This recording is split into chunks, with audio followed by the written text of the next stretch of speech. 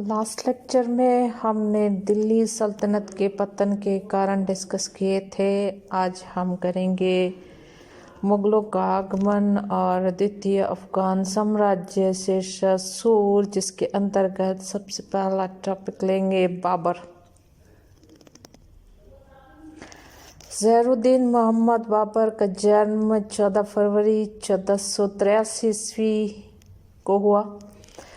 उसके पिता का नाम था उमर शेख मिर्ज़ा, जो मध्य एशिया के छोटे से राज्य फरगाना के शासक रहे।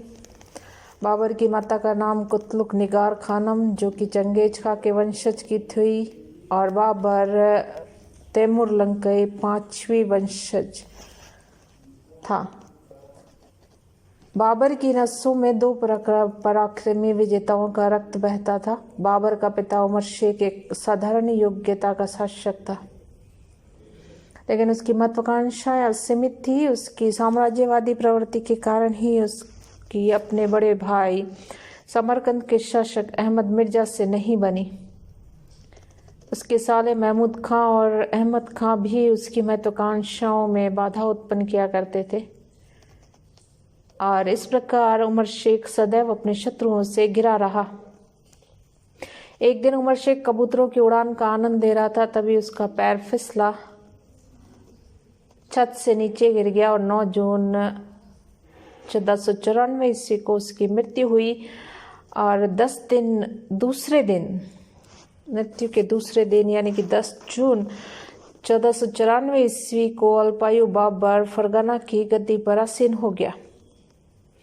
बाबर के प्रारंभिक जीवन को देखें तो बाबर की प्रारंभिक शिक्षा के विषय में अधिक कोई जानकारी प्राप्त नहीं होती, किंतु कालांतर में उसने एक कुशल साहित्यकार होने का जो परिचय दिया, उससे ज्ञात होता है कि उसकी प्रारंभिक शिक्षा निश्चित तौर पर अच्छी रही होगी।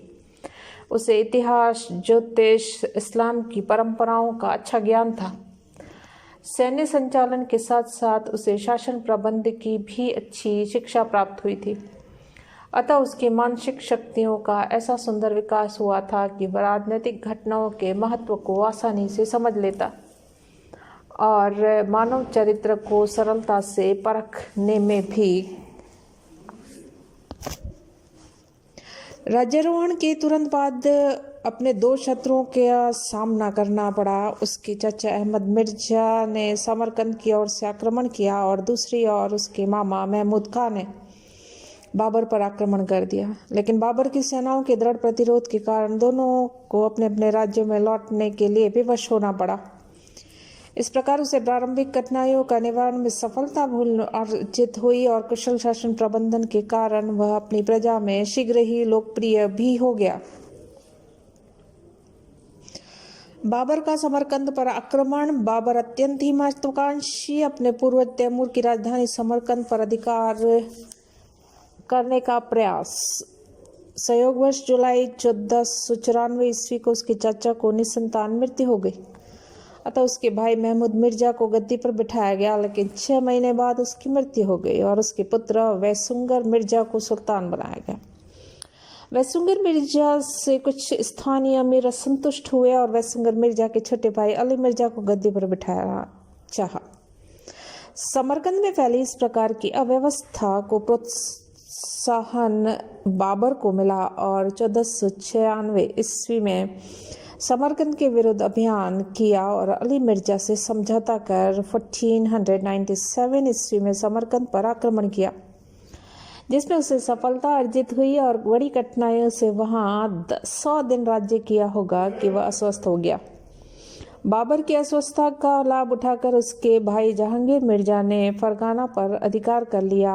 स्वस्थ होने पर बाबर फरगाना की ओर गया, लेकिन वह फरगाना पुनः प्राप्त न कर सका। इस बार बाबर पुनः समरकंद की ओर लौटा, लेकिन समरकंद पर अब अली मिर्जा ने अधिकार कर लिया था। इस प्रकार बाबर कहीं का शासक न रहा। 2 वर्ष तक इधर उधर भटका और राज्य लेने में असफल प्रयास। 1498 ईस्वी में उसने पुनः फरगाना पर अधिकार किया। 1500 ईस्वी में फरगाना पुनः उसके हाथ से निकला। 1501 ईस्वी में बाबर ने समरकंद के शासक शब्बानी खां उज़्बेक को पराजित कर समरकंद पर अधिकार कर लिया, लेकिन फिर 1502 ईस्वी में शेरबानी खां अपनी पराजय का बदला लेने सरेपोल नामक स्थान पर बाबर को पराजित करने में कामयाब हो गया। समरकंद पुनः बाबर का बदला लेने आया और सरेपोल नामक स्थान पर बाबर को पराजित किया। समरकंद पुनः बाबर के हाथ से निकल गया। इस पराजय के संबंध में बाबर ने लिखा है, इस समय मेरी बहन खाने जहां बेगम शेबाखान के हाथों में पड़ गई, लेकिन बाबर ने यह कमजोरी को छुपाने का प्रयास किया क्योंकि उसके मौसेरे भाई हैदर मिर्जा ने स्पष्ट लिखा है कि बाबर ने अपने प्राणों की रक्षा हेतु अपनी बहन खानेज़दा बेगम का विवाह शेबानी खान से कर दिया। बाबर की पुत्री गुलबदन बेगम ने इस तथ्य को स्वीकारा। समरकंद पुनः हाथ से निकल जाने के बाद बाबर अपने मुट्ठीभर सैनिकों को लेकर इधर उधर भटकता रहा, यहाँ तक कि कई बार उसे अपनी रोटी भी गांव वालों से मांगकर खानी पड़ी। उधर शेबानी खान ने धीरे धीरे समस्त ट्रांसऑक्सियाना पर अधिकार कर लिया।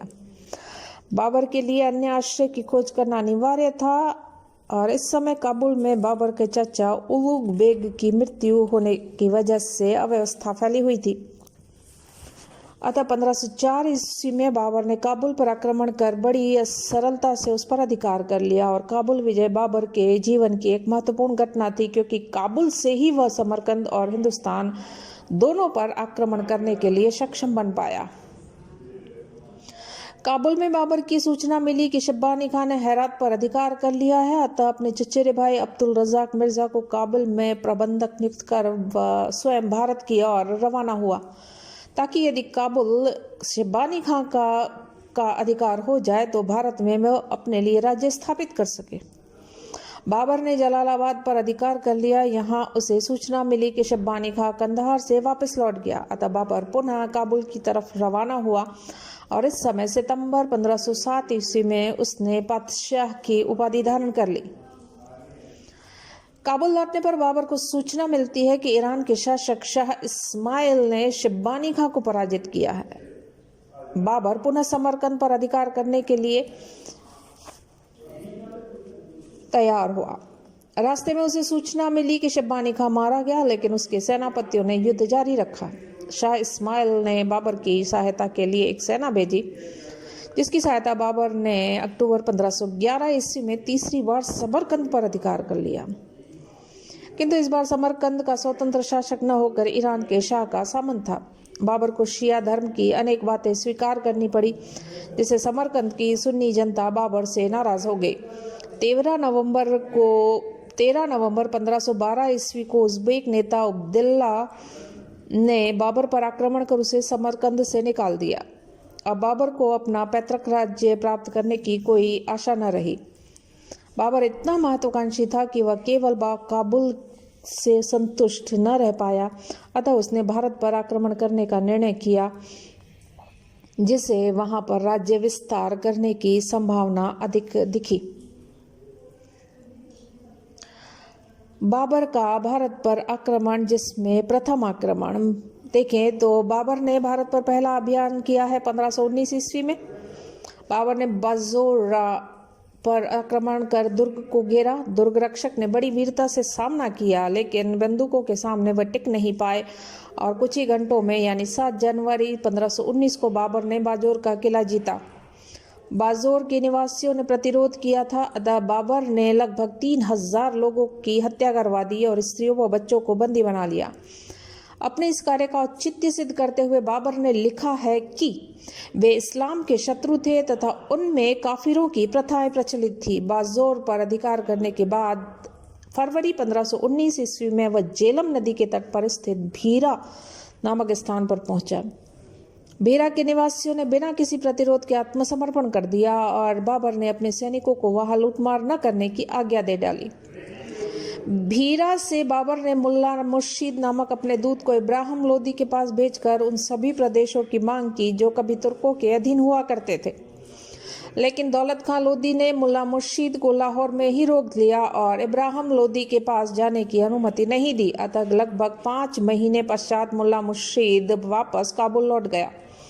कुछ दिन भीरा में रहने के बाद बाबर भी काबुल लौट गया था। भीरा हिंदू बेग को सौंपकर शाह मोहम्मद को उसकी सहायता के लिए नियुक्त कर दिया। भीरा से सिंधु तक का प्रदेश मोहम्मद अली जंग और खुशाब लंगर खान को दे दिया गया। दूसरा आक्रमण। बाबर ने जो ही अपनी पीठ फेरी, स्थानीय अफगान व हिंदुओं ने मिलकर हिंदू बेग को भीरा से खदेड़ दिया। हिंदू बेग जान बचाकर काबुल भागा। अतः 1519 ईस्वी में अंत में बाबर ने दूसरी बार यूसुफ जई अफगानों के विरुद्ध अभियान किया, लेकिन पेशावर पहुंचने के पहले ही उसे सूचना मिली कि सुल्तान सैयद खान बदख्शां की ओर बढ़ रहा है। अतः बाबर को वापस काबुल लौटना पड़ा। तीसरा आक्रमण। बाबर ने तीसरा आक्रमण 1520 ईस्वी में किया है। बाबर बजोर भीरा होता हुआ सियालकोट तक पहुंचा। बीरा में उसने उन लोगों को दंडित किया जिन्होंने विद्रोह किया। सियालकोट के पास सैदपुर के पठान शासक और वहां के निवासियों ने बाबर का मुकाबला किया। उन्हें को चल दिया गया। सैदपुर में बाबर के सैनिकों ने भयंकर लूटमार की। बाबर को सूचना मिली कि कंधार के शासक शाह अरगुन ने बाबर काबुल की सीमा पर आक्रमण कर दिया है। बाबर तुरंत काबुल की ओर लौट चला। अब बाबर भारत पर कोई सैनिक अभियान करने से पूर्व कंधार को जीतकर काबुल को सुरक्षित कर लेना चाह रहा था।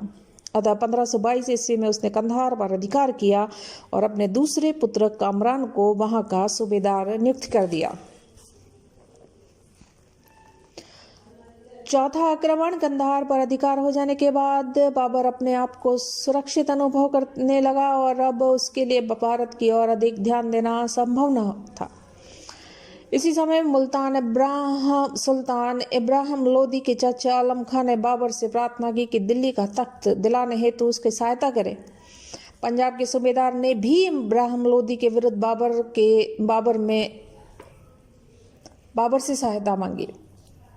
बाबर ने जनवरी 1524 में चौथी बार भारत पर आक्रमण किया और लाहौर दीपालपुर पहुंचा।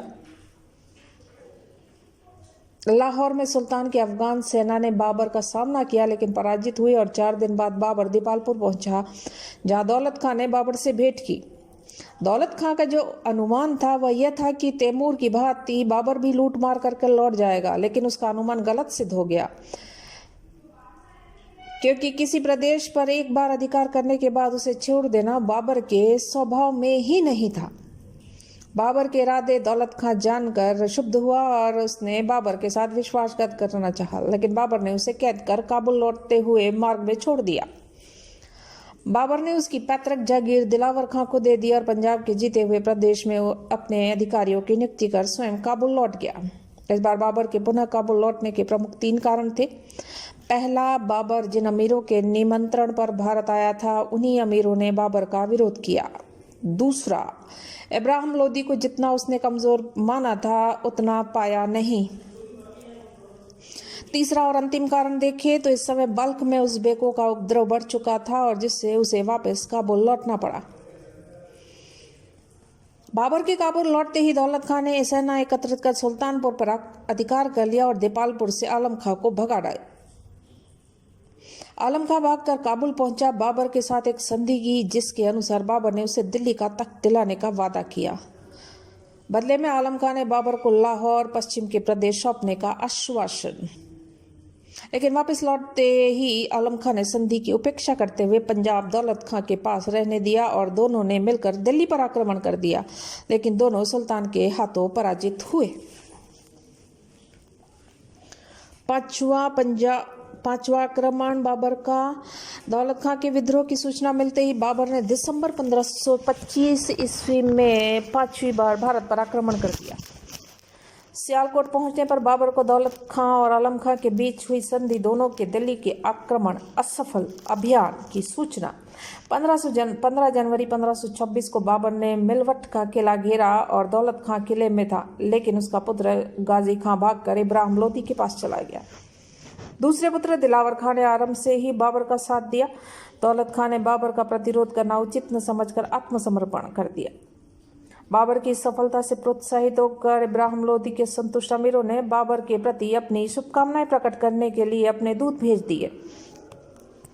अन्य अमीरों ने भी अपनी अधीनता के प्रस्ताव भेजे बाबर को। इन अनुकूल परिस्थितियों के कारण बाबर ने अब आगे बढ़ने का निश्चय कर लिया।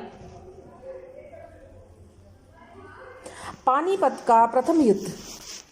पंजाब को अपने अधीन करने के बाद अब बाबर ने दिल्ली के सुल्तान इब्राहिम लोदी से युद्ध करने का निश्चय किया और इब्राहिम लोदी भी बाबर के इरादों से भली भांति परिचित था। बाबर ने अपने पुत्र हुमायूं को हिसार फिरोजा के शिकदार हमीद खां के विरुद्ध भेजा, जिसने हमीद खां को परास्त कर हिसार फिरोजा पर अधिकार कर लिया। बाबर ने हिसार फिरोजा की जागीर हुमायूं को दी। हमीद खां की पराजय के बाद इब्राहिम लोदी ने अपनी सेना के अग्रगामी दल को नेतृत्व हातिम खां और दाऊद खां को सौंपा। बाबर ने भी इनके विरुद्ध चिन तैमूर और मेहदी ख्वाजा के अधीन एक सेना भेज दी। दोनों के बीच युद्ध, मुगल सेना विजयी। तत्पश्चात बाबर इब्राहिम में एक निर्णायक युद्ध हुआ 12 अप्रैल 1526 पानीपत के मैदान में। बाबर और इब्राहिम लोदी की सेनाओं की संख्या के संबंध में इतिहासकारों में एक मत नहीं है। इतिहासकार यादगार लिखते हैं कि बाबर के पास 24-25 हजार और इब्राहिम के पास लगभग 50 हजार सैनिक थे। बाबर ने अपनी सेना की रक्षात्मक व्यूहरचना की और 20 अप्रैल 1526 को वह अपने 5 हजार सैनिकों को रात के समय अफगान शिविर पर आक्रमण करने भेजा, किंतु अफगानों की सतर्कता के कारण वह आक्रमण विफल रहा और इब्राहिम ने समझा बाबर ने अपनी संपूर्ण सेना के साथ युद्ध आरंभ कर दिया। इसलिए 21 अप्रैल 1526 को सुबह इब्राहिम लोदी ने भी युद्ध आरंभ कर दिया। बाबर की सेना के दाएं व बाएं भाग में तुलगमा दस्ते थे और बाबर स्वयं केंद्र में रहा और बाबर के पास पैदल और घुड़सवार सेना के अलावा तोपखाना भी था। इब्राहिम की सैन्य व्यवस्था का विवरण उपलब्ध नहीं था। अफगानों ने बड़ी तीव्रता से मुगलों पर आक्रमण किया और बाबर ने भी अपने तुलगमा दस्ते और केंद्र से अपनी कोतल सेना को आगे बढ़ाया और तोपखाने से गोलीबारी करने का आदेश जारी कर दिया। तोपखाने से गोला वर्षा और दाएं बाएं से तीरों की बौछार अफगानों का हौसला पस्त करने के लिए काफी थी और मध्याह्न तक भयंकर युद्ध होता रहा। अंत में शाम तक बाबर की सेना को पूर्णतः विजय प्राप्त हुई और इब्राहिम लोदी अपने 15,000 सैनिकों के साथ मारा गया। मुगलों के सैनिक मारे गए अथवा हताहत हुए, इसके बारे में समकालीन इतिहासकार मौन हैं और इस निर्णायक विजय के बाद हुमायूं ने और मेहदी ख्वाजा को क्रमशः आगरा और दिल्ली पर अधिकार करने तथा सुल्तान के खजाने की सुरक्षा के लिए भेजा और दिल्ली और आगरा भी बाबर के अधिकार में आ गया। 27 अप्रैल 1526 को दिल्ली में बाबर के नाम का खुतबा पढ़ा गया।